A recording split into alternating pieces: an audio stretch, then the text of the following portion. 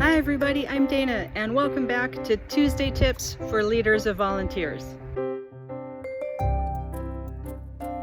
So, Tomomi, what would be, I know it's hard to narrow these things down, but what would be a couple of Tuesday tips for leaders of volunteers, in your experience as someone who's both been in e-learning recently, or anything that draws in your experience? What do you think is really important for leaders of volunteers to know or hear in this moment? Sure. I feel like my biggest insight is that suddenly everyone is running up against the same brick walls that I had been running up against. Um, and the technology and this will be perfect, we'll do this online, but we forgot to allot that 10 minutes for us to, oh, let me restart my computer, I can't hear the audio and all the technical stuff. But it was sort of that basic, what makes sense to put online, what's actually going to make it easier to volunteer and more enjoyable to volunteer, and what's going to make my job easier and maybe even more enjoyable too.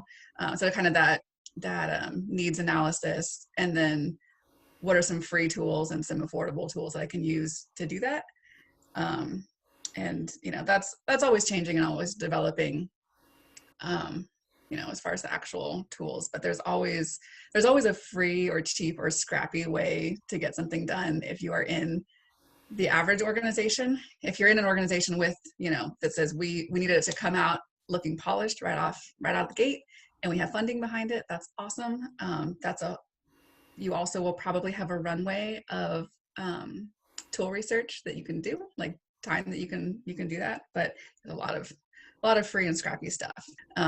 So there needs to be some kind of, what are the 3 to 5 key takeaways for our audience, or learning objectives?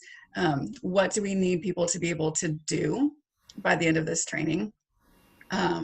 Understand is not my favorite way to start a learning objective, because you want to be able to measure it in an output or an outcome for the volunteer's benefit and or for the organization's benefit, and figure out how you want to balance those two things as well. So I think that as people are moving training online, as people are moving communication online, I would err on the side of over-communicating, but not necessarily of over-producing.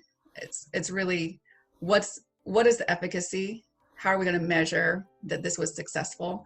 And if we really need to train our volunteers on this key skill, it doesn't necessarily matter so much if everything's not beautifully branded, unless your boss says it does.